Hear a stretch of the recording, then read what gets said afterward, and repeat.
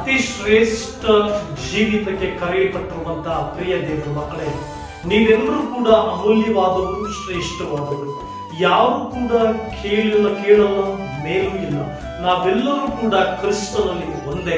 ಕ್ರಿಸ್ತನ ರಕ್ತದಿಂದ ತೊಳೆಯಲ್ಪಟ್ಟಿರುವಂತ ನಾವುಗಳು ಕ್ರಿಸ್ತೀಯ ಜೀವಿತದಲ್ಲಿ ನಡ್ಕೊಳ್ಬೇಕಾದ್ರೆ ಕೆಲವು ಸಾರಿ ಎದೆಗೆ ಬೀಳ್ತೇವೆ. ಸಾಮಾನ್ಯವಾಗಿ ಮಕ್ಕಳು ಓಡಾಡೋದಕ್ಕೆ ಕಲಿತ ಮೇಲೆ ಮೆಟ್ಲುಗಳು ಹತ್ತುವಾಗಲೋ ಅಥವಾ ಹಳ್ಳ ದಿನಗಳಿರುವಾಗ ಬೀಳುವುದು ಸಹಜವೇ. ಆದರೆ ಮಗು ಬಿದ್ದುಕೊಂಡೇ ಇರೋದಿಲ್ಲ, ಆ ಮಗು ಎದ್ದು ನಡೆದಾಡುತ್ತೆ. ಆದ್ರೆ ಈ ದಿನಗಳಲ್ಲಿ ಕ್ರಿಸ್ತೀಯ ಜೀವಿತದಲ್ಲಿ ನಾವು ನೋಡುವಾಗ ದೇವರ ಆತ್ಮನ ನುಡಿಗಳು, ಯೇಸು ಕ್ರಿಸ್ತನು ನುಡಿದಂತ ನುಡಿಗಳು ಇವೆಲ್ಲವೂ ಕೂಡ ಏನಾಗ್ತಾ ಇದೆ, ಮರೆಯಾಗಿ ಜನರ ಮನದಲ್ಲಿ ಹೋರಾಟಗಳು, ವಾಗ್ವಾದಗಳು, ವಿವಾದಗಳು, ಪ್ರಶ್ನೆ ಕೇಳುವಂಥದ್ದು ಇವೆಲ್ಲವೂ ಉದ್ಭವವಾಗ್ತಾ ಇದೆ. ಆತ್ಮಿಕ ಜೀವಿತದಲ್ಲಿ ಬೆಳಿಬೇಕಾಗಿದ್ದಂತ ನಾವು, ಯೇಸು ಕ್ರಿಸ್ತನನ್ನೇ ಆರಾಧಿಸಬೇಕಾಗಿದ್ದಂತ ನಾವು, ಯೇಸು ಕ್ರಿಸ್ತನನ್ನೇ ಪ್ರೀತಿಸಬೇಕಾಗಿದ್ದಂತ ನಾವು, ಯೇಸು ಕ್ರಿಸ್ತನನ್ನೇ ಆರಾಧಿಸಬೇಕಾಗಿದ್ದಂತ ಆತನ ಮೆಚ್ಚುಗೆಯನ್ನು ಪಡೆಯಬೇಕಾಗಿದ್ದಂತ ನಾವುಗಳು ಇವತ್ತಿನ ದಿನಗಳಲ್ಲಿ ಪ್ರಶ್ನೆಗಳು, ವಾದ ವಿವಾದಗಳನ್ನ ಮಾಡ್ತಾ ಆತ್ಮಿಕ ಜೀವಿತದಲ್ಲಿ ಬೆಳೆದಿದ್ದೇವೆಂಬ ಒಂದು ಭ್ರಮೆಯಲ್ಲಿ ಬದುಕುತ್ತಾ ಜೀವಿಸ್ತಾ ಇದ್ದೇವೆ. ಆದ್ರೆ ನಿನ್ನ ಭ್ರಮೆಯಿಂದ ಹೊರಗಡೆ ಬರಬೇಕು. ಆದ್ರೆ ಈ ದಿನ ನಾನು ಮಾತನಾಡುವಂತ ದೈವಿಕ ಸಂದೇಶ ಆತ್ಮಿಕ ಭ್ರಷ್ಟತನ, ಆತ್ಮಿಕ ಭ್ರಷ್ಟಾಚಾರ, ಆತ್ಮಿಕ ಜೀವಿತದ ಭ್ರಷ್ಟತನ, the spiritual corruption. I would like to speak about the spiritual corruption.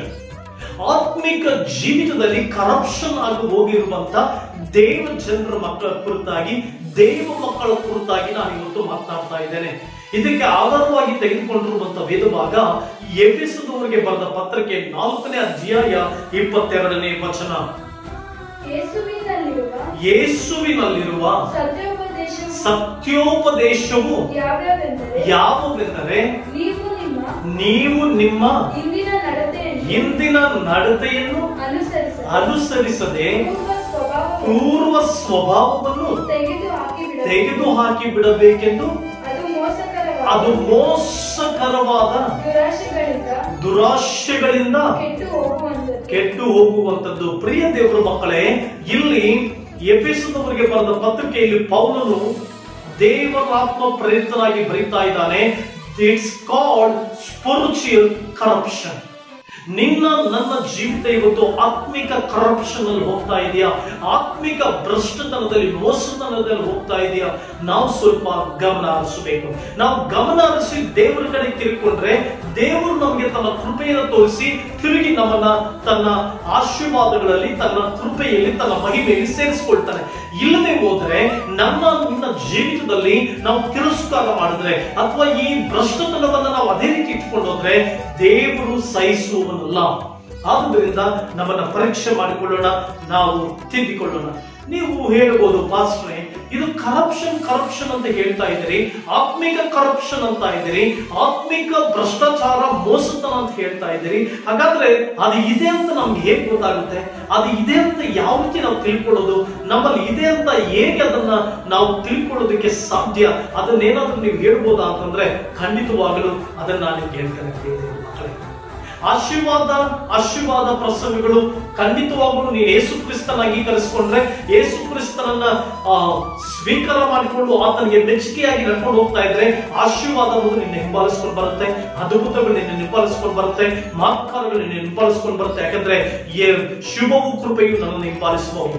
ನೀನು ಯೇಸುವಿನಲ್ಲಿ ಯೇಸುವಿಗಾಗಿ ಜೀವಿಸ್ತಾ ಆತನಿಗೆ ಮೆಚ್ಚುಗೆಯಾಗುತ್ತೆ ನಡೀತಾ ಆತನ ಚಿತ್ತದಿಂದ ನಡೀತಿರುವಾಗ ಆತನ ಆಶೀರ್ವಾದಗಳು ನಿನಗೆ ಬಂದೇ ಬರುತ್ತೆ. ಆದ್ರೆ ಆ ಆಶೀರ್ವಾದಗಳನ್ನ ಇಟ್ಕೊಳ್ಬೇಕಾದ್ರೆ ಅದಕ್ಕೆ ನೀನು ಸರಿಯಾದಂತ ಒಂದು ಪಾತ್ರೆಯಾಗಿ ಮಾರ್ಪಡಬೇಕು. ನಾವ್ ಯಾರು ಕೂಡ ಪರ್ಫೆಕ್ಟ್ ಇಲ್ಲ. ನಾವೆಲ್ಲರೂ ಕೂಡ ಯೇಸು ಕ್ರಿಸ್ತನ್ ಬರುವಾಗ ನಾವು ಪರ್ಫೆಕ್ಟ್ ಆಗ್ತೀವಿ. ಹಾಗಂತ ನಾವು ಪರ್ಫೆಕ್ಟ್ ಇಲ್ಲ ಅಂತ ಸುಮ್ಮನೆ ಕುಳಿತುಕೊಳ್ಳೋದಲ್ಲ. ನಾವು ಪ್ರತಿದಿನ ನಮ್ಮನ್ನು ಸರಿಪಡಿಸ್ಕೊಳ್ಬೇಕು, ನಮ್ಮನ್ನು ಸರಿಪಡಿಸ್ಕೊಂಡು ಮುಂದೆ ಸಾಗ್ಬೇಕು. ಹಾಗಾದ್ರೆ ನನ್ನ ಜೀವಿತದಲ್ಲಿ ಈ ಆತ್ಮಿಕ ಮೋಸತನ, ಈ ಆತ್ಮಿಕ ವಂಚನೆ, ಆತ್ಮಿಕ ಭ್ರಷ್ಟಾಚಾರ ನಮ್ಮ ಒಳಗಡೆ ಇದೆ ಅಂತ ಯಾವ ರೀತಿ ನಾವು ತಿಳ್ಕೊಳ್ತೀವಿ ಅಂದ್ರೆ, ನೀವು 9 ಸಂಗತಿಗಳನ್ನ ಪ್ರಸಂಗಿಸ್ತೇನೆ. 9 ಸಂಗತಿಗಳನ್ನ ಪ್ರಸಂಗಿಸಿದ ಮೇಲೆ ತೀರ್ಮಾನ ನೀನ್ ತೆಗೆದುಕೋ. ನೀನಲ್ಲಿ ಇದೆಯಾ ಇಲ್ವಾ? ನೀನಲ್ಲಿದ್ರೆ ಪಶ್ಚಾತ್ತಾಪ ಹೊಂದಿ ದೇವರ ಕಡೆ ಕೇಳ್ಕೋ. ನೀನಲ್ಲಿ ಇಲ್ಲದೆ ಹೋದ್ರೆ ಇನ್ನೂ ಕ್ರಿಸ್ತನಲ್ಲಿ ಹೆಚ್ಚು ಬೆಳಿ. ಮೊಟ್ಟ ಮೊದಲನೇದಾಗಿ ಮತ್ತಾಯನ ಬರೆದ ಸುವಾರ್ತೆ 7ನೇ ಅಧ್ಯಾಯ 20ನೇ ವಚನ. ಮತ್ತಾಯನು ಬರೆದ ಸುವಾರ್ತೆ 7ನೇ ಅಧ್ಯಾಯ 20ನೇ ವಚನ. ಹೀಗಿರಲಾಗಿ ಅವರ ಫಲಗಳಿಂದ ಅವರನ್ನು ತಿಳಿದುಕೊಳ್ಳಿರಿ. ನನ್ನನ್ನು ಸ್ವಾಮಿ ಸ್ವಾಮಿ ಅನ್ನುವವರೆಲ್ಲರೂ ಪರಲೋಕ ರಾಜ್ಯದಲ್ಲಿ ಸೇರುವರೆಂದು ನೆನೆಸಬೇಡಿರಿ. ಪ್ರಿಯ ದೇವರ ಮಕ್ಕಳೇ, ಈ 7ನೇ ಅಧ್ಯಾಯ 20ರಿಂದ 23 ವಚನದವರೆಗೂ ಸ್ವಾಮಿ ಯೇಸು ಕ್ರಿಸ್ತ ನಮ್ಗೆ ಹೇಳ್ತಾ ಇದ್ದಾನೆ, ಅವರ ಫಲಗಳಿಂದ ಅವರನ್ನ ಗುರುತಿಸಿರಿ. ಅವರು ಯಾವ ಫಲವನ್ನ ಕೊಡ್ತಾ ಇದ್ದಾರೋ, ಏನ್ ಫಲವನ್ನ ಕೊಡ್ತಾ ಇದ್ದಾರೋ ಅದರ ಮೇಲೆ ಡಿಪೆಂಡ್ ಆಗುತ್ತೆ. ಅವರು ನನ್ನ ಸ್ವಾಮಿ ಸ್ವಾಮಿ ಅನ್ನುವವರು, ನಮಗೆ ಜ್ಞಾನ ಗೊತ್ತಿದೆ ಅನ್ನುವವರು, ನಮಗೆ ಪ್ರವಾದನೆ ಗೊತ್ತಿದೆ ಅನ್ನುವವರು, ನಮಗೆ ವಾಕ್ಯ ಸಾರೋದಕ್ಕೆ ಗೊತ್ತಿದೆ ಅನ್ನುವವರು ಎಲ್ಲರೂ ಪರಲೋಕ ರಾಜ್ಯಕ್ಕೆ ಹೋಗೋದಿಲ್ಲ. ಮುಂದಕ್ಕೆ ಪರಲೋಕದಲ್ಲಿರುವ ನನ್ನ ತಂದೆಯ ಚಿತ್ತದಂತೆ ನಡೆಯುವವರೇ ಪರಲೋಕ ರಾಜ್ಯಕ್ಕೆ ಸೇರುವರು. ಇದರ ಅರ್ಥ ಏನು ಗೊತ್ತಾ? ಅವರು they are disobedient peoples. The spiritual corrupted God's children are disobeying people. ಅವರು ಯಾವಾಗಲೂ ಕೂಡ ಅವಿಧೇಯತ್ವಕ್ಕೆ ನಡೀತಾರೆ. ಸ್ವಾಮಿ ಸ್ವಾಮಿ ಅಂತಾರೆ, ಆದರೆ ಅವಿಧೇಯತ್ವಕ್ಕೆ ಹೋಗ್ತಾರೆ. ಅವರು ಫಲಗಳು ಕೊಡ್ಲಿಕ್ಕೆ ಇಷ್ಟ ಇಲ್ಲ, ಅವರಿಗೆ ಸಭೆಗಾಗಿ ದುಡಿಲಿಕ್ಕೆ ಇಷ್ಟ ಇಲ್ಲ, ಅವರು ಕ್ರಿಸ್ತನಿಗಾಗಿ ಜೀವಿಸಲಿಕ್ಕೆ ಇಷ್ಟ ಇಲ್ಲ, ಅವರು ಕ್ರಿಸ್ತನಿಗಾಗಿ ಅನೇಕ ಅತಿಶಯವಾದ ಕಾರ್ಯಗಳು ಮಾಡ್ಲಿಕ್ಕೆ ಇಷ್ಟ ಇಲ್ಲ, ಪರಲೋಕ ರಾಜ್ಯಕ್ಕಾಗಿ ದುಡಿಲಿಕ್ಕೆ ಇಷ್ಟ ಇಲ್ಲ, ಸುವಾರ್ತೆ ಸಾರಲಿಕ್ಕೆ ಇಷ್ಟ ಇಲ್ಲ. ಬರೀ ಅವ್ರಿಗೆ ಮಾತನಾಡುವಂತ ಜನರು ಅವಿಧೇಯರು. ಮನುಷ್ಯರು ಮುಂದೆ ವಿಧೇಯರಾಗಿ ತೋರಿಸಿಕೊಳ್ಳುವವರು ದೇವರು ಮುಂದೆ ಅವಿಧೇಯರಾಗುವರು. ಮನುಷ್ಯರು ಮುಂದೆ ಸುವಾರ್ತೆ ಸಾರುವವರಾಗಿ ಕಂಡರು ಸ್ವಾರ್ಥ ಚಿಂತಕರು. ಇವತ್ತಿನ ದಿನ ಕ್ರೈಸ್ತತ್ವದಲ್ಲಿ ಸಭೆಗಳಲ್ಲಿ ಇವತ್ತಿನ ದಿನ ಅವಿಧೇಯತ್ವವುಳ್ಳಂತ ದೇವ ಮಕ್ಕಳು ಜಾಸ್ತಿ. ಸುವಾರ್ತೆ ಸಾರ್ಲಿಕ್ಕೆ ಬನ್ನಿ ಅನ್ನಿ ಸುವಾರ್ತೆ ಸಾರ್ಲಿಕ್ಕೆ ಬರಲ್ಲ. ಆರಾಧನೆ ಮಾಡ್ಲಿಕ್ಕೆ ಬನ್ನಿ, ಆರಾಧನೆಗೆ ಬರಲ್ಲ. ಪ್ರಾರ್ಥನೆ ಮಾಡೋಣ ಬನ್ನಿ, ಪ್ರಾರ್ಥನೆಗೆ ಬರಲ್ಲ. ದೇವರ ರಾತ್ರಿ ಪ್ರಾರ್ಥನೆಗಳಿಗೆ ಬನ್ನಿ, ರಾತ್ರಿ ಪ್ರಾರ್ಥನೆಗಳಿಗೆ ಬರಲ್ಲ. ಅವಿಧೇಯರಾಗುವಂತವರು. ಆದ್ರೆ ಅವರು ಸಭೆಗಳು ಬರುವಾಗ ಅವರು ಮಾತನಾಡುವಂತ ಮಾತುಗಳು, ಅವರು ಹೇಳುವಂತ ಸಂಗತಿಗಳು ಯಾರಾದ್ರೂ ಕೇಳಿಸ್ಕೊಂಡ್ರೆ ಇವರ ಹಾಗೆ ಆತ್ಮಿಕರು ಯಾರೂ ಇಲ್ಲ, ಇವರ ಹಾಗೆ ಆತ್ಮಿಕ ಜೀವಿತದಲ್ಲಿ ಯಾವ ಬೇರೊಬ್ರು ಸಭೆಗಳಲ್ಲಿ ಇಲ್ಲವೇ ಇಲ್ಲ ಅನ್ಕೊಳ್ಬೇಕು. ಅಷ್ಟರ ಮಟ್ಟಕ್ಕೆ ಆತ್ಮಿಕತ್ವದ ಬಣ್ಣ, ಆತ್ಮಿಕತ್ವದ ಜೀವಿತ, ಆತ್ಮಿಕತ್ವದ ಒಂದು ವೇಷವನ್ನ ಹಾಕಿಕೊಂಡು ಸಭೆಗಳಲ್ಲಿ ಇರುವಂತವರು. ಇವರು ಹೊಸದಾಗಿ ರಕ್ಷಣೆ ಹೊಂದುವಂತವರಲ್ಲ. ರಕ್ಷಣೆ ಹೊಂದಿ ಅನೇಕ ವರ್ಷಗಳು ಕಳೆದ್ರು ಕೂಡ ಇನ್ನೂ ಕೂಡ ಅವಿಧೇಯತ್ವದಲ್ಲಿ ಕಟ್ಟಲ್ಪಟ್ಟಿರುವಂತವರು. ನಿಮ್ಮ ಸಭೆ ಒಳಗಡೆ ಪ್ರಿಯ ಸಹೋದರನೇ, ನೀನು ನಿನ್ನ ಸಭೆ ಒಳಗಡೆ ಅವಿಧೇಯತೆಯುಳ್ಳವನಾಗಿದೆಯಾ? ಫಲಗಳನ್ನ ಕೊಡದೆ ಕ್ರಿಸ್ತನ ಕೇವಲ ಸ್ವಾಮಿ ಸ್ವಾಮಿ ಅನ್ಕೊಂಡು ಮೇಲ್ನೋಟಕ್ಕೆ ಮಾತ್ರ ಕ್ರೈಸ್ತನಾಗಿ ಜೀವಿಸ್ತಾ ಇದ್ರೆ you are the corrupted person. ನೀನೇ ಕರಪ್ಷನ್ ಪರ್ಸನ್. ನೀನೇ ಕರಪ್ಷನ್ ಆಗಿ ಹೋಗಿದ್ದೀಯ. ಅವಿಧೇಯತನಾಗ್ತಾ ಇದೆಯಾ? ಸಭೆಗೆ ಅವಿಧೇಯನಾಗ್ತಾ ಇದೆಯಾ? ದೇವರ ಸೇವಕರಿಗೆ ಅವಿಧೇಯನಾಗ್ತಾ ಇದೆಯಾ? ಎಷ್ಟೋ ಸಾರಿ ಸಭೆಗಳಲ್ಲಿ ಅವಿಧೇಯರಾಗಿದ್ದು ಸಾಕು ಅಂತ ಹೇಳಿ ಸೇವಕರಿಗೆ ನಾವು ಅವಿಧೇಯರಾಗ್ತೀವಿ. ಅವತ್ತೊಂದು ದಿನ ಯೇಸು ಕ್ರಿಸ್ತನು ಹೇಳ್ತಾ ಇದ್ದಾನೆ, ಇವರು ಸ್ವಾಮಿ ಸ್ವಾಮಿ ಅನ್ನುವರು ಬರೀ ಬಾಯಿ ಮಾತಿನಿಂದ ನಮ್ಮನ್ನು ಸನ್ಮಾನಿಸುವವರು. ಅವಿಧೇಯತೆ ಹೇಳುವಂತ spirit, it's called corruption spiritual life. ನಿನ್ನ ಜೀವಿತ ಒಂದು ವೇಳೆ ಕರಪ್ಷನ್ ಆಗಿರ್ಬೋದು ಸಹೋದರ.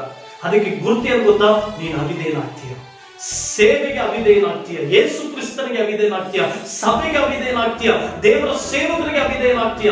ಪ್ರಿಯ ದೇವರ ಮಕ್ಕಳ, ಇವತ್ತು ಎಷ್ಟೋ ಸಭೆಗಳಲ್ಲಿ ವಿಶ್ವಾಸಿಗಳು ಏನ್ ಮಾಡ್ತಾ ಇದ್ದಾರೆ ಗೊತ್ತಾ? ಅವಿಧೇಯರಾಗಿ ಜೀವಿಸ್ತಾ ಇದ್ದಾರೆ, ಫಲ ಕೊಡ್ತಾ ಇಲ್ಲ. ಬರೀ ಅವರು ಏನ್ ಮಾಡ್ತಾ ಇದ್ದಾರೆ ಅಂದ್ರೆ ಸಭೆ ಬಗ್ಗೆ ಮಾತನಾಡುವಂಥದ್ದು, ಸೇವಕರುಗಳ ಬಗ್ಗೆ ಮಾತನಾಡುವಂಥದ್ದು. ಅವ್ರು ಹೀಗೆ, ಇವ್ರು ಹೀಗೆ, ಆ ಪಾಸ್ಟ್ ಹಿಂಗ್ ಪ್ರಸಂಗ ಮಾಡಿದ್ರು, ಇವ್ರು ಈ ಕಾಣಿಕೆ ಬಗ್ಗೆ ಪ್ರಸಂಗ ಮಾಡಿದ್ರು, ಇವ್ರು ಯಾಕೆ ದಶಮಾಂಶದ ಬಗ್ಗೆ ಪ್ರಸಂಗ ಮಾಡಿದ್ರು, ಇವ್ರು ಯಾಕೆ ಈ ಕಾಣಿಕೆ ಬಗ್ಗೆ ಪ್ರಸಂಗ ಮಾಡಿದ್ರು. They are disobedient people because they are corrupted. ಅವರು ಅವಿಧೇಯರಾಗ್ತಾ ಇದ್ದಾರೆ. ಕಾರಣ ಅವರು ಏನಾಗ್ತಾರೆ? ಆತ್ಮಿಕ ಒಂದು ಭ್ರಷ್ಟಾಚಾರರಾಗಿ ಮಾರ್ಪಟ್ಟಿದ್ದಾರೆ, ಆತ್ಮಿಕ ಮೋಸಗಾರರಾಗಿ ಮಾರ್ಪಟ್ಟಿದ್ದಾರೆ. ಪ್ರಿಯ ದೇವರ ಮಕ್ಕಳು, ಮೊದಲನೇದಾಗಿ ಅವಿಧೇಯರು. ಅವ್ರು ಯಾವುದಕ್ಕೂ ವಿಧೇಯರಾಗಲ್ಲ. ಸೇವಕರುಗಳು ಮಾತನಿಗಂತೂ ಅವರು ವಿಧೇಯರಾಗುವುದಿಲ್ಲ.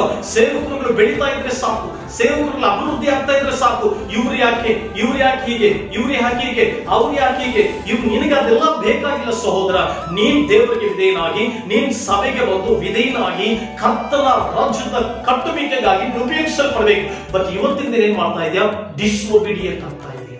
ನೀನ್ ಡಿಸ್ಒಬಿಡಿಯಂಟ್ ಆಗ್ತಾ ಇದೆ ಅಂತಂದ್ರೆ ಯೇಸು ಸ್ವಾಮಿ ಹೇಳಿದ್ರು, ನಿಮ್ಮ ಪೂರ್ವ ಸ್ವಭಾವವನ್ನು ಬಿಟ್ಟು ನಿಮ್ಮ ಮನೆಗಳನ್ನು ಅವಿಧೇಯರಾಗ್ತೀರಿ, ನಿಮ್ಮ ತಂದೆ ತಾಯಿ, ನಿಮ್ಮ ಹೆತ್ತ ತಂದೆ ತಾಯಿಗೂ ಅವಿಧೇಯರಾಗ್ತೀರಿ. ಆದ್ರಿಂದ ಸಭೆ ಬಂದವರು ಅವಿಧೇಯತೆಯನ್ನೇ ತೋರಿಸ್ತೀರಿ. ಇಷ್ಟೇ ಡಿಫ್ರೆನ್ಸ್. ನೀವು ಚೇಂಜ್ ಆಗಿಲ್ಲ, ನೀವು ಬದಲಾಗಲಿಲ್ಲ. ಯೇಸು ಕ್ರಿಸ್ತನ ನಂಬಿದ ತಕ್ಷಣ ನಾವ್ ಯಾರು ಕೂಡ ಪರ್ಫೆಕ್ಟ್ ಅಲ್ಲ, ಆದ್ರೆ ಬದಲಾಗ್ಬೇಕಲ್ಲ. ಪರ್ಫೆಕ್ಟ್ ಗೆ ಯೇಸು ಸ್ವಾಮಿ ಕರೆದಿಲ್ಲ, ಆದ್ರೆ ಬದಲಾವಣೆ, ನೂತನ ಸ್ವಭಾವ, ನೂತನ ಜೀವಿತ, ನಿನ್ ಜೀವಿತ ನೂತನವಾಗಿ ಮಾರ್ಪಡ್ಬೇಕು. ನೀನ್ ಅದೇ ರೀತಿ ಇದೆಯಾ, ನಿನ್ನಲ್ಲಿ ಅದೇ ಸ್ವಭಾವಗಳಿದೆ, ಅದೇ ಅವಿಧೇಯತೆ ಅಂದ್ರೆ that means you are disobedient man. ನೀನು ಒಬ್ಬ ಅವಿಧೇಯತೆ ಇರುವಂತ ವ್ಯಕ್ತಿ, ಕರಪ್ಷನ್ ಆಗಿ ಹೋಗಿರುವಂತ ವ್ಯಕ್ತಿ. ಸರಿಪಡಿಸ್ಕೊ. ಎರಡನೇದಾಗಿ ಅಪೊಸ್ತಲರ ಕೃತ್ಯಗಳು 5ನೇ ಅಧ್ಯಾಯ 1ನೇ ವಚನದಿಂದ 3ನೇ ವಚನದವರೆಗೂ. ಆದರೆ ಅನನೀಯನೆಂಬ ಒಬ್ಬ ಮನುಷ್ಯನು ಸಫೈರಳೆಂಬ ತನ್ನ ಹೆಂಡತಿಯ ಸಮೇತವಾಗಿ ಒಂದು ಭೂಮಿಯನ್ನು ಮಾರಿ ಹೆಂಡತಿಯ ಸಮ್ಮತಿಯಿಂದ ಅದರ ಕ್ರಯದಲ್ಲಿ ಒಂದು ಭಾಗವನ್ನು ಬಚ್ಚಿಟ್ರಂತೆ. ಪ್ರಿಯ ದೇವರ ಮಕ್ಕಳೇ, ಎರಡನೇದಾಗಿ ಅವರ ಪ್ರಿಫರೆನ್ಸ್, ಅವರ ಆದ್ಯತೆ ಯಾವಾಗ್ಲೂ ಕೂಡ ಫಸ್ಟ್ ದೇವರಿರಲ್ಲ, ಫಸ್ಟ್ ಮನುಷ್ಯ, ಫಸ್ಟ್ ಹಣ, ಫಸ್ಟ್ ಈ ಲೋಕ ಇರ್ತಾರೆ, ಆದ್ಮೇಲೆ ದೇವರು ಇರ್ತಾರೆ. ಒಬ್ಬ ಕರಪ್ಷನ್ ಆಗೋಗಿದ್ದಾನೆ ವ್ಯಕ್ತಿ ಅಂತಂದ್ರೆ ನೋಡಿ, ಸಾಮಾನ್ಯವಾಗಿ ನಾವು ನೋಡುವಂತ ಸಮಾಜದಲ್ಲಿ ಕರಪ್ಷನ್ ಮಾತ್ರ ಭ್ರಷ್ಟಾಚಾರ ಮಾಡುವಂತ ವ್ಯಕ್ತಿ ಫಸ್ಟ್ ತನ್ನ ಸರ್ಕಾರಕ್ಕೆ ಅವನು ಆದ್ಯತೆ ಕೊಡೋದಿಲ್ಲ, ತನಗೆ ಕೆಲಸ ಕೊಟ್ಟಂತ ಗವರ್ಮೆಂಟ್ಗೆ ಅವನು ಆದ್ಯತೆ ಕೊಡೋದಿಲ್ಲ. ತನ್ನ ಹಣ ಸಂಪಾದಿಸಿಕೊಳ್ಬೇಕು, ತನ್ನ ಕುಟುಂಬ ಚೆನ್ನಾಗಿರ್ಬೇಕು, ತನ್ನ ಹೆಂಡತಿ ಚೆನ್ನಾಗಿರ್ಬೇಕು, ನಾನು ಆಸ್ತಿ ಮಾಡ್ಕೊಳ್ಬೇಕು, ನಾನು ಅಂತಸ್ತು ಮಾಡ್ಕೊಳ್ಬೇಕು, ಐಶ್ವರ್ಯ ಮಾಡ್ಕೊಳ್ಬೇಕು, ಅವನು ಅದಕ್ಕೆ ಆದ್ಯತೆಯನ್ನು ಕೊಡ್ತಾನೆ. ಅದಕ್ಕೆ ಅವನು ಕರಪ್ಷನ್ ಆಗಿ ಹೋಗ್ತಾನೆ. ಅದೇ ರೀತಿ ಆತ್ಮಿಕ ಜೀವಿತದಲ್ಲಿ ಕರಪ್ಷನ್ ಆಗಿರುವಂತ ದೇವ ಮಕ್ಕಳು ಯಾವತ್ತೂ ಕೂಡ ಅವರು ಮೊಟ್ಟ ಮೊದಲನೇ ಸ್ಥಾನ ದೇವರು ಕೊಡಲ್ಲ. ಇಲ್ಲಿ ಅನನ್ಯ ಸಫೈರರು ಜಮೀನು ಮಾಡಿದ್ರು, ಹಣ ಮುಂದೆ ಆದ್ರೂ ಕೂಡ ಏನ್ ಮಾಡಿದ್ರು, ಬಚ್ಚಿಟ್ಟು ಪೇತ್ರನ ಬಳಿ ಬಂದು ಸುಳ್ಳು ಹೇಳ್ತಾ ಇದ್ದಾರೆ. ಪೇತ್ರನ ಬಳಿ ಬಂದು ಏನ್ ಹೇಳ್ತಾ ಇದ್ದಾರೆ? ಸುಳ್ಳು ಹೇಳ್ತಾ ಇದ್ದಾರೆ. ಇಂಥ ಎಷ್ಟೋ ದೇವರ ಮಕ್ಕಳು ಇವತ್ತು ಕರಪ್ಟ್ ಆಗಿ ಹೋಗಿದ್ದಾರೆ.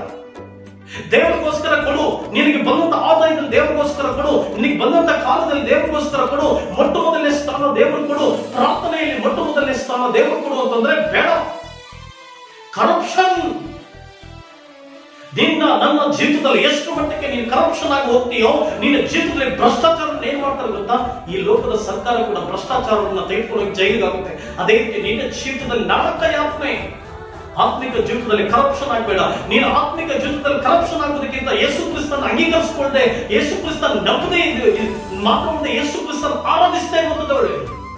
ಯಾಕಂದ್ರೆ ಆತ್ಮಿಕ ಜೀವಿತದಲ್ಲಿ ಕರಪ್ಷನ್ ಆಗಿ ಯೂದನ ಹಾಗೆ ನರಕದಲ್ಲಿ ಹೋಗೋದಕ್ಕಿಂತ ನೀನು ಯೇಸುವನ್ನು ತಿಳ್ಕೊಳ್ಬಾರ್ದಾಗಿತ್ತು, ಯೇಸುವಿನ ಬಗ್ಗೆ ಅರ್ಥಕೊಳ್ಬಾರ್ದಾಗಿತ್ತು.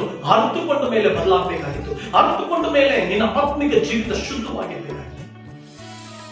ಆತ್ಮಿಕ ಜೀವಿತ ಶುದ್ಧವಾಗಿರ್ಬೇಕಾಗಿತ್ತು. ಇಲ್ಲಿ ಬರ್ತಿದೆ, ಅನನ್ಯ ಸಫೈರರು ಏನ್ ಮಾಡ್ತಾರೆ ಗೊತ್ತಾ? ಸತ್ತೋದ್ರು ಅಂತ. ಅವರು ದೇವರ ಸನ್ನಿಧಾನದಲ್ಲೇ ಸತ್ತೋದ್ರು. ನಿನ್ನ ಆತ್ಮಿಕ ಜೀವಿತ ಸತ್ತೋಗಿದೆ ಪ್ರಿಯ ಸಹೋದರನೇ. ನಿನ್ನ ಆತ್ಮಿಕ ಜೀವಿತ, your spiritual life is death. It's died. Do you know that? ಎಷ್ಟೋ ಜನರಿಗೆ ಆತ್ಮಿಕ ಜೀವಿತದ ಆ ಒಂದು ಪರಿಪಕ್ವತೆ ಇಲ್ಲ, ಆ ಮೆಚುರಿಟಿ ಲೆವೆಲ್ಗೆ ಬಂದಿಲ್ಲ. ಅನನ್ಯ ಸಫೈರರು ಸತ್ತೋದ್ರು. ಆದ್ಯತೆಯನ್ನು ಅವರು ತಮಗಾಗಿ ಕೊಟ್ಟು, ತಮ್ಮ ಹಣಕ್ಕೋಸ್ಕರ ಕೊಟ್ಟರು, ತಮಗೋಸ್ಕರ ಕೊಟ್ಕೊಂಡ್ರು, ಲೋಕಕ್ಕೋಸ್ಕರ ಕೊಟ್ಟರು. ನಿನ್ನ ಜೀವಿತದಲ್ಲಿ ನೀನು ಆತ್ಮಿಕ ಕರಪ್ಷನ್ ಅಲ್ಲಿದ್ರೆ, ಭ್ರಷ್ಟಾಚಾರನಾಗಿದ್ರೆ, ಮೋಸದಲ್ಲಿ ಆತ್ಮಿಕ ಜೀವಿತ ತುಂಬಿದ್ರೆ, ನೀನು ಯಾವಾಗಲೂ ಹಣ, ಐಶ್ವರ್ಯ ನಿಂದು ಮೊದಲು. ಸಭೆ ಮೊದಲಿರಲ್ಲ, ಸೇವೆ ಮೊದಲಿರಲ್ಲ, ದೇವರು ಮೊದಲಿರೋದಿಲ್ಲ, ವಾಕ್ಯ ಮೊದಲಿರೋದಿಲ್ಲ, ಯಾವುದು ಮೊದಲಿರಲ್ಲ. ಫಸ್ಟ್ ನೀನು ಬಾಯಿ ಬರೋದೇ ಲೋಕ ಲೋಕ ಲೋಕ ಲೋಕ. ನೀನು ಆತ್ಮಿಕವಾಗಿ ಕರಪ್ಷನ್ ಹೋಗಿದ್ದೆ. ಮೂರನೇದಾಗಿ ಗಲಾತ್ಯದವರಿಗೆ ಬರೆದ ಪತ್ರಿಕೆ 1ನೇ ಅಧ್ಯಾಯ 8-9ನೇ ವಚನ. ಗಲಾತ್ಯದವರಿಗೆ ಬರೆದ ಪತ್ರಿಕೆ 1ನೇ ಅಧ್ಯಾಯ 8ನೇ ವಚನ ಮತ್ತೆ 9ನೇ ವಚನ. ಆದರೂ ನಾವು ನಿಮಗೆ ಸಾರಿದ ಸುವಾರ್ತೆಯು ವಿರುದ್ಧವಾದದ್ದನ್ನು ನಾವೇ ಆಗಲಿ, ಪರಲೋಕದಿಂದ ಬಂದ ದೇವದೂತನೇ ಆಗಲಿ ನಿಮಗೆ ಸಾರಿದರೆ ಶಾಪಗ್ರಸ್ತನಾಗುವನು. ನೀವು ಸ್ವೀಕರಿಸಿದ ಸುವಾರ್ತೆಗೆ ವಿರುದ್ಧವಾದದ್ದನ್ನು ಯಾವನಾದರೂ ನಿಮಗೆ ಸಾರಿದರೆ ಅವನು ಶಾಪಗ್ರಸ್ತನಾಗುವನು. ಇವತ್ತು ಎಷ್ಟೋ ಸೇವಕರು ಶಾಪಗ್ರಸ್ತದಲ್ಲಿದ್ದಾರೆ. ಸುಳ್ಳಾದಂತಹ ಪ್ರಸಂಗಗಳನ್ನ ಮಾಡಿ, ತಪ್ಪಾದಂತಹ ಪ್ರಸಂಗಗಳನ್ನ ಮಾಡಿ, ಮಾತ್ರವಲ್ಲದೆ ತಪ್ಪಾದಂತಹ ವಾಕ್ಯಗಳನ್ನ ಕೊಟ್ಟು, ಸುಳ್ಳು ಬೋಧನೆಗಳನ್ನ ಕೊಟ್ಟು, ಮಾತ್ರವಲ್ಲದೆ ಡಿಬೇಟ್ಗಳನ್ನ ತೆಗೆದುಕೊಂಡು ಬಂದು, ವಾದ ವಿವಾದಗಳನ್ನ ತೆಗೆದುಕೊಂಡು ಬಂದು, ಆರ್ಗ್ಯುಮೆಂಟ್ಸ್ಗಳನ್ನ ತೆಗೆದುಕೊಂಡು ಬಂದು ಶಾಪಗ್ರಸ್ತ ದೇವ ಜನರಾಗಿ ಮಾರ್ಪಟ್ಟಿದ್ದೇವೆ. ನಿನ್ನ ಆತ್ಮಿಕ ಜೀವಿತದಲ್ಲಿ ಶಾಪಗ್ರಸ್ತನ, ಆಶೀರ್ವದಿಸಲ್ಪಟ್ಟವನ? ಎಷ್ಟೋ ಜನರಿಗೆ ಈ ಪ್ರಸಂಗಗಳನ್ನ ಮಾಡಿದ್ರೆ, ಓ ಬೈಬಲ್ ಹೀಗೆ ಹೇಳುತ್ತಾ, ಬೈಬಲ್ ಹಾಗೆ ಹೇಳುತ್ತಾ. ಬೈಬಲ್ ನಿನ್ನ ಆಸ್ತಿ ಅಲ್ಲ, ಬೈಬಲ್ ನಿನ್ ಸ್ವಂತ ಸ್ವತ್ತಲ್ಲ, ಬೈಬಲ್ ನಿನಗೆ ಸಂಬಂಧಪಟ್ಟಿದ್ದಲ್ಲ, ನಮ್ಗೂ ಸಂಬಂಧಪಟ್ಟಿದ್ದಲ್ಲ, ಪರಲೋಕಕ್ಕೆ ಸಂಬಂಧಪಟ್ಟಿದ್ದು. Bible it's not yours, it's not your own property, it's not my own property, it's belongs to God's property, it's God's voice. ಅದು ದೇವ ಸ್ವರ, ಅದು ದೇವ ಮಾತು. ನನ್ನ ಜೀವಿತದಲ್ಲಿ ಎಷ್ಟು ಜನರನ್ನ ದಾರಿ ತಪ್ಪಿಸ್ತಾ ಇದ್ದೇವೆ. ನೀವು ಸಭೆಗಳಲ್ಲಿ ಈ ಸುಳ್ಳಾದಂತ ಪ್ರಸಂಗಗಳಿಗೆ ಸಿಕ್ಕಾಕೊಂಡು, ಸುಳ್ಳಾದಂತ ಸುವಾರ್ತೆಗಳಿಗೆ ಸಿಕ್ಕಾಕೊಂಡು, ಇವತ್ತಿನ ದಿನ ಬೇಕಾಗಿರೋದು ಸುವಾರ್ತೆ ಸಾರಿಯನ್ನೇ. ಬನ್ನಿ ಜನರಿಗೆ ಹೋಗಿ ಸುವಾರ್ತೆ ಸಾರದಂದ್ರೆ ಸಾರೋದಕ್ಕೆ ಸಮಯ ಇಲ್ಲ.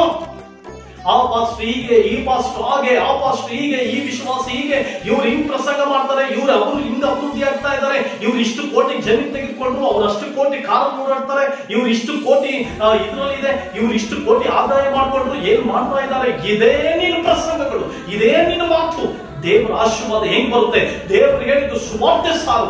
ನೀನು ಮಾಡ್ತಾ ಇರೋದೇನು? ನಿಂಗೆ ಯಾವ ಸುವಾರ್ತೆ ಸಾರ್ತಾ ಇದೆಯಾ? Which gospel you are spreading?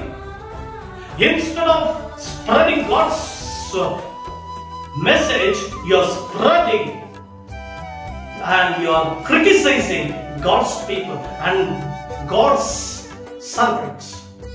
ದೇವ ಜನರನ್ನ, ದೇವ ಸೇವಕರನ್ನ ಕ್ರಿಟಿಸೈಸ್ ಮಾಡ್ತಾ ನೀನೇನ್ ಪ್ರಸಂಗಿಸ್ಕೊಳ್ತಾ ಇದೆಯಾ? ಸುವಾರ್ತೆ ಸಾರ್ಲಿಕ್ಕೆ ಸ್ವಾಮಿ ಹೇಳಿದ್ರು, ಇನ್ನೊಬ್ಬರ ಬಗ್ಗೆ ಮಾತನಾಡ್ಲಿಕ್ಕಲ್ಲ, ಮತ್ತೊಬ್ಬರ ಬಗ್ಗೆ ಮಾತನಾಡ್ಲಿಕ್ಕಲ್ಲ. ಸುಳ್ಳಾದದನ್ನ ನಂಬಿದಿ, ಸುಳ್ಳಾದದನ್ನ ನಂಬಿ ಸುಳ್ಳಾದದನ್ನ ಪ್ರಕಟಿಸ್ತಾ ಇದೆಯಾ?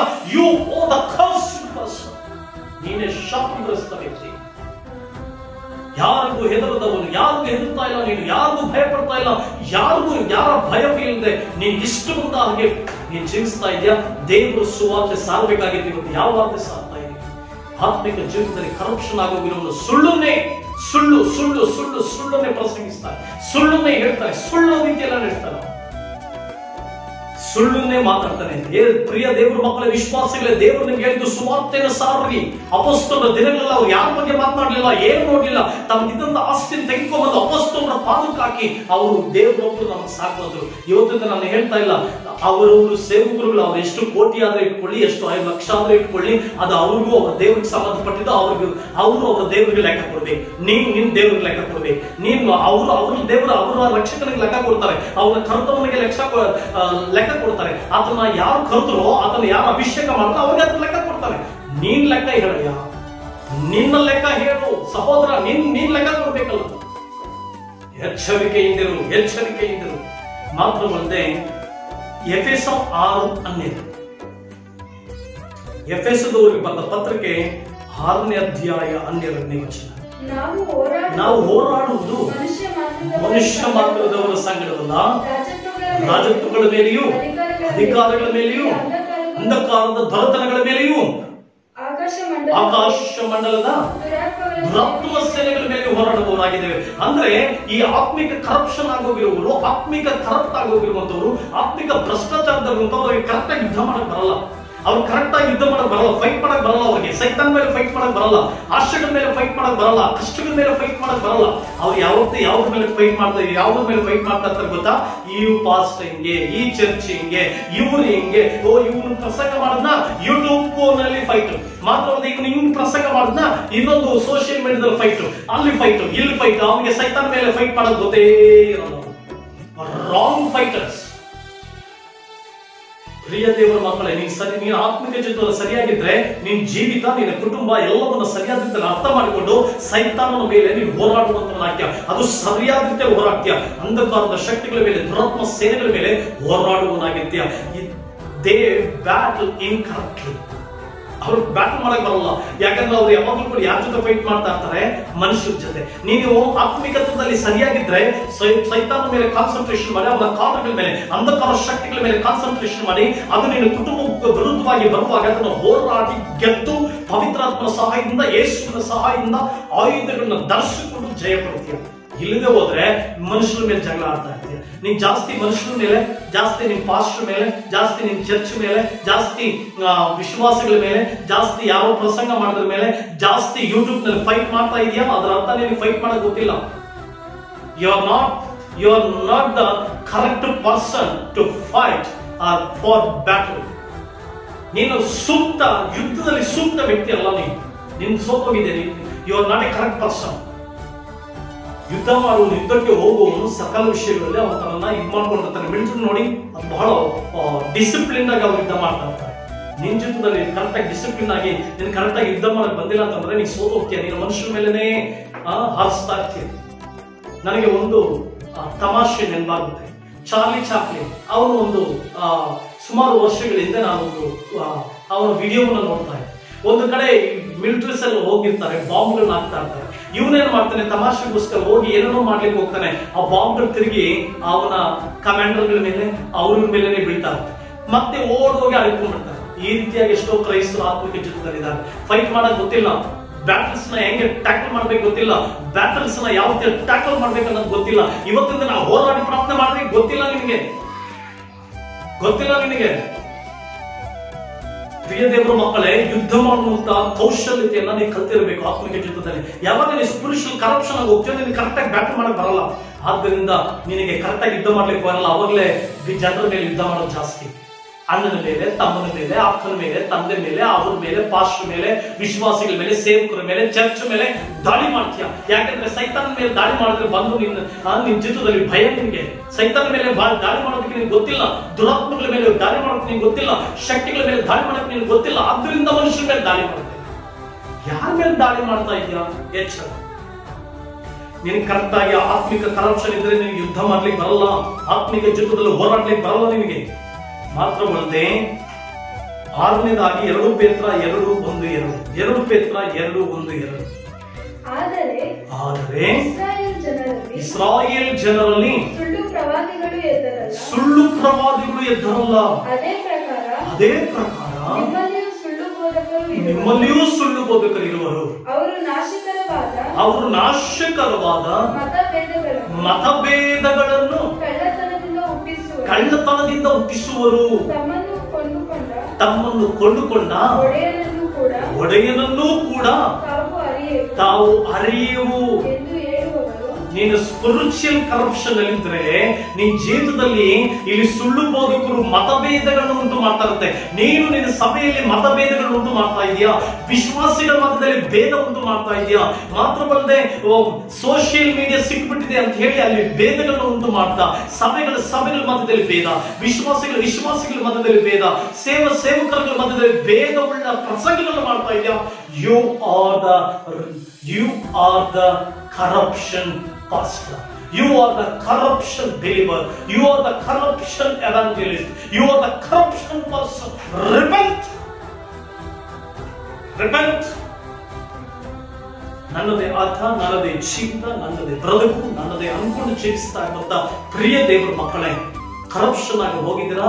ಇವತ್ತಿನ ದಿನ ದುರ್ಬೋಧಕರು ಬಂದ್ಬಿಟ್ಟಿದ್ದಾರೆ. ಸಿಕ್ತವರೆಲ್ಲ ದುರ್ಬೋಧಕರಾಗ್ಲಿಕ್ಕೆ ಸಾಧ್ಯನೇ ಇಲ್ಲ. ಎಲ್ಲರೂ ದುರ್ಬೋಧಕರಾಗ್ಲಿಕ್ಕೆ ಸಾಧ್ಯ ಇಲ್ಲ. ಯಾರು ಭೇದಗಳನ್ನ ಉಂಟು ಮಾಡ್ತಾರೋ, ಒಂದು ಚರ್ಚ್ ನಲ್ಲಿ ಒಂದು ಪ್ರಸಂಗ ಇದ್ರೆ ನಾನು ಆ ಪ್ರಸಂಗ ಸರಿ ಇಲ್ಲ, ಅಥವಾ ಮಾತ್ರವಲ್ಲದೆ ಆ ವ್ಯಕ್ತಿ ಸರಿ ಇಲ್ಲ, ಆ ಕಾರ್ಯಗಳು ಸರಿ ಇಲ್ಲ, ಭೇದಗಳನ್ನ ಉಂಟು ಮಾಡ್ತಾ ಜನರ ಮಧ್ಯದಲ್ಲಿ ಭೇದಗಳನ್ನು ತಂದು ಕಳ್ಳತನ ಬೋಧನೆಗಳನ್ನ ಮಾಡಿ ಜನರನ್ನ ಸೆಳೆದುಕೊಂಡು ನಿತ್ಯ ನಾಶದ ಕಡೆಗೆ ನಡೆಸುವಂತ ಜೀವಿತ ನಿನ್ನದ. ಯಾವ ಪ್ರಸಂಗ ಕೇಳಿಸ್ಕೊಳ್ತಾ ಇದೆ ಸಹೋದರ ಸಹೋದರಿ? ಯಾವ ಪ್ರಸಂಗವನ್ನ ಕೇಳಿಸ್ಕೊಳ್ತಾ ಇದೆ ಸಹೋದರ ಸಹೋದರಿ? ಯಾವ ಪ್ರಸಂಗ ಕೇಳಿಸ್ಕೊಳ್ಬೇಕು ಗೊತ್ತಾ? ದುರ್ಬೋಧನೆಗಳಲ್ಲ, ಮಾತ್ರವಲ್ಲದೆ ಜ್ಞಾನ ಬೋಧನೆಗಳನ್ನಲ್ಲ. ಯಾವ ಪ್ರಸಂಗ ಕೇಳಿಸ್ಕೊಳ್ಬೇಕು ಗೊತ್ತಾ? ನಿಮ್ಮನ್ನ ಕ್ರಿಸ್ತನ ಕಡೆಗೆ ನಡೆಸುವಂತ ಪ್ರಸಂಗಗಳು, ನಿಮ್ಮನ್ನ ಯೇಸುವಿನ ಕಡೆಗೆ ನಡೆಸುವಂತ ಪ್ರಸಂಗಗಳು, ಮಾನಸಾಂತರಕ್ಕೆ ನಡೆಸುವಂತ ಪ್ರಸಂಗಗಳು. ಕ್ವಶನ್ ಮಾಡುವುದಲ್ಲ, ನಾನು ಹಿಂಗ್ ಮಾಡಿದ್ನ, ನಾನು ಹಾಗೆ ಮಾಡಿದ್ನ, ನನಗೆ ಯಾಕೆ ಮಾತಾಡ್ತೀನಿ, ನನಗೆ ಯಾಕೆ ಮಾತಾಡ್ತೀನಿ, ಈ ಪ್ರಸಂಗ ಅಲ್ಲ, ಏನ್ ಜೀವಿತ ಅಲ್ಲ. ಮಾನಸಾಂತರ ಹೊಂದುವಂತ ಜೀವಿತ, ಪ್ರಿಯ ದೇವರ ಮಕ್ಕಳೇ, they are sensual, that means ಭೋಗಾಸಕ್ತರು. ತಮ್ಮ ಆಶಯಗಳಿಗಾಗಿ, ತಮ್ಮ ನೆರವೇರಿಕೆಗಾಗಿ, ತಮಗೆ ಇಷ್ಟು ಬಂದ ಪ್ರಸಂಗಗಳು ಇಟ್ಕೊಂಡು, ತಮ್ಗೆ ಇಷ್ಟು ಬಂದ ಪಾಸ್ಟರ್ಗಳನ್ನ ಇಟ್ಕೊಂಡು, ತಮ್ಗೆ ಇಷ್ಟು ಬಂದಂಗೆ ಜೀವಿಸೋದು. ಕೊನೆಗೆ ಎಲ್ಲ ಹೋಗ್ತೇ ಗೊತ್ತಾ? ನಿತ್ಯ ನಾಶನದ ಕಡೆಗೆ ಎಚ್ಚರಿಕೆ ಇದೆ. 7ನೇದಾಗಿ 1 ಯೋಹಾನ 1:8, ನಮ್ಮಲ್ಲಿ ಪಾಪವಿಲ್ಲವೆಂದು ನಾವು ಹೇಳಿದರೆ. ಪ್ರಿಯ ದೇವರ ಮಕ್ಕಳೇ, 7ನೇದಾಗಿ ಏನ್ ಗೊತ್ತಾ? They think they never know. ಅಂದ್ರೆ ಅವ್ರು ಯೋಚನೆ ಮಾಡ್ತಾರೆ ಗೊತ್ತಾ? ನಾನು ಏನ್ ತಪ್ಪು ಮಾಡ್ಲಿಲ್ಲ, ನಾನು ಏನ್ ಪಾಪ ಮಾಡ್ಲಿಲ್ಲ, ನಾನು ಯಾವ ಕೆಟ್ಟದನ್ನು ಮಾಡ್ಲಿಲ್ಲ, ಐ ಆಮ್ ಆಲ್ ರೈಟ್. ಮತ್ತೊಬ್ಬರು ನೋಡ್ತೀವಿ, ಇನ್ನೊಬ್ರು ನೋಡಿ ಅವರಾಗಿ ನಾನು ದ್ರೋಹ ಮಾಡ್ಲಿಲ್ಲ, ಇವರಾಗಿ ದ್ರೋಹ ಮಾಡ್ಲಿಲ್ಲ. ಅವ್ರು ಯಾವತ್ತೂ ಕೂಡ ಪರ್ಫೆಕ್ಷನ್ ಅಲ್ಲೇ ಇರ್ತಾರೆ. ನಾವು ಮಿಸ್ಟೇಕ್ ಮಾಡ್ಲಿಲ್ಲ, ನಾವು ಸರಿ ಇಲ್ಲ, ನಾವು ಅವಿಧೇಯರು ನೀನು ಅಂತ ಹೇಳಿದ್ರೆ ನಾನು ಯಾವುದೂ ಅವಿಧೇಯನಾಗ್ಲಿಲ್ಲ. ಈ ರೀತಿಯಂತ ಮನೋಭಾವನೆ ಇರುವಂತವ್ರು ಆತ್ಮಿಕ ಕರಪ್ಷನ್ ಆಗಿರುವಂತವ್ರು. ಅವ್ರು ಒಪ್ಕೊಳ್ಳೋದೇ ಇಲ್ಲ. ಇಲ್ಲಿ ಬಂದಿದೆ, ನಾವು ಒಪ್ಪಿಕೊಂಡು ಅರಿಕೆ ಮಾಡಿದ್ರೆ ದೇವರು ಕ್ಷಮಿಸ್ತಾನಂತೆ. ಆದ್ರೆ ಇಲ್ಲಿ ಬಂದಿದೆ, ಪ್ರಿಯ ದೇವರ ಮಕ್ಕಳೇ, 1 ಯೋಹಾನ 8:9 ಅವ್ರು ನಾವೇನು ಮಾಡ್ಲೇ ಇಲ್ಲ, ನಾವು ಪರ್ಫೆಕ್ಟ್ ಅನ್ಕೊಳ್ತಾರೆ. ದೇವರ ವಾಕ್ಯ ಕೇಳಿಸ್ಕೊಳ್ಳುವಾಗ ಸ್ವೀಕಾರ ಮಾಡ್ಕೊಳ್ಳೋ ಮನಸ್ಸಿಲ್ಲ. ಸೈತಾನರು ಭದ್ರಪಡಿಸ್ಬಿಟ್ಟಿದ್ದಾರೆ, ಸೈತಾನರು ಮೋಸ ಮಾಡ್ಬಿಟ್ಟಿದ್ದಾನೆ, ಸೈತಾನರು ಅಂಟುಕೊಳ್ಬಿಟ್ಟಿದ್ದಾನೆ. ನಾನು ಸರಿ ಇಲ್ಲ, ನನ್ನ ಕ್ಷಮಿಸದೇವ್ರೆ ಅನ್ನೋ ಮನೋಭಾವನೆ ಬರುತ್ತೆ. ಆ ರೀತಿಯಾದಂತಹ ಆತ್ಮಿಕ ಭ್ರಷ್ಟಾಚಾರದಲ್ಲಿ ನೀನಿದೆಯಾ? ಇವತ್ತು ಪಶ್ಚಾತ್ತಾಪ ಪಡು. 8ನೇದಾಗಿ 3 ಯೋಹಾನ 9:9, ಸಭೆಯವರಲ್ಲಿ ಪ್ರಮುಖನಾಗಬೇಕೆಂದಿರುವ ದಿಯೋತ್ರೇಫನು ನಮ್ಮ ಮಾತನ್ನು ಅಂಗೀಕರಿಸುವುದಿಲ್ಲ. ಆತ್ಮಿಕ ಕರಪ್ಷನ್ ಆಗಿದ್ರೆ, ಆತ್ಮಿಕದಲ್ಲಿ ಭ್ರಷ್ಟರಾಗಿದ್ರೆ, ಆತ್ಮಿಕದಲ್ಲಿ ಮೋಸದವರಾಗಿದ್ರೆ ಅವರು ಯಾವತ್ತೂ ಕೂಡ ಏನ್ ಮಾಡ್ತಾರೆ? They are church leaders, they want to become leaders. ಚರ್ಚ್ನಲ್ಲಿ ಅವ್ರಿಗೆ ಏನೋ ಒಂದು ಸ್ಥಾನಮಾನ ಬೇಕು, ಅವ್ರ ಚರ್ಚ್ನಲ್ಲಿ ಏನೋ ಒಂದು ಸ್ಥಾನ, ಅವರು ಹಿರಿಯರಾಗಿರ್ಬೇಕು, ಅವರು ದೊಡ್ಡ ಸ್ಥಾನ ಇರ್ಬೇಕು. ಚರ್ಚ್ನಲ್ಲಿ ಕೊಡ್ಲಿಲ್ವಾ? ಪಾಸ್ ಅಷ್ಟೇ ಹೋದಾಗಿ ಅವ್ರಿಗೆ ಸ್ಥಾನಮಾನಗಳು ಬೇಕು ಚರ್ಚ್ನಲ್ಲಿ. ಈ ತ್ರೇಫನ್ ಏನ್ ಮಾಡುದಂತೆ?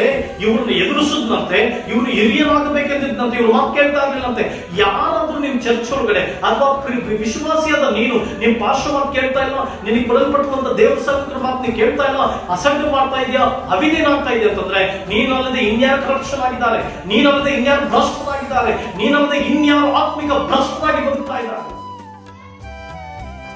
ಎಚ್ಚರ. ಇವರಿಗೆ ಚರ್ಚ್ಗಳಲ್ಲಿ ಸ್ಥಾನ ಮಾನಗಳು ಗೌರವಗಳು ಇವೆಲ್ಲವೂ ಬೇಕು. ಇಲ್ಲ ಹೋದ್ರೆ ಯಾವ ಮಾತು ಕೇಳೋದಿಲ್ಲ. ಎಲ್ಲದರಲ್ಲೂ ತಾವು ಮುಂದಿರ್ಬೇಕು, ಎಲ್ಲ ಕಾರ್ಯಗಳು ತಾವು ಮುಂದಿರ್ಬೇಕು. ಇದು ಅವ್ರ ಜೀವನ. ಕೊನೆಯದಾಗಿ ಪ್ರಕಟಣೆ 2:2, ಪ್ರಕಟಣೆ 2ನೇ ಅಧ್ಯಾಯ 2ನೇ ವಚನ, ನಿನ್ನ ಕೃತ್ಯಗಳನ್ನು ಪ್ರಯಾಸವನ್ನು ತಾಳ್ಮೆಯನ್ನು ಬಲ್ಲೆನು, ನೀನು ದುಷ್ಟರನ್ನು ಸಹಿಸಲಾಗಿ ಅಪೊಸ್ತಲರಲ್ಲದಿದ್ದರೂ.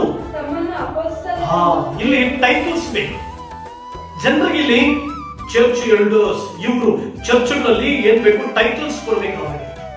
ಆತ್ಮಿಕ ಜೀವಿತದಲ್ಲಿ ಕರಪ್ಷನ್ ಆಗಿರುವವನು ಟೈಟಲ್ಸ್ ಅಂತ ನೋಡ್ತಾನೆ. ಆತ್ಮಿಕ ಜೀವಿತದಲ್ಲಿ ದೀನ ಮನಸ್ಸುಳ್ಳವನಾಗಿ ಹೋಗ್ತಾ ಇರುವಂತವನು ಆತನ ನಾಮವನ್ನು ಘನಪಡಿಸ್ತಾನೆ, ಆತನ ಹೆಸರನ್ನ ಘನಪಡಿಸ್ತಾನೆ. ಯೇಸುವಿನ ಹೆಸರು ಮಾತ್ರ ಮಹಿಮೆ ಹೊಂದಲೇ ಅಂತಾನೆ.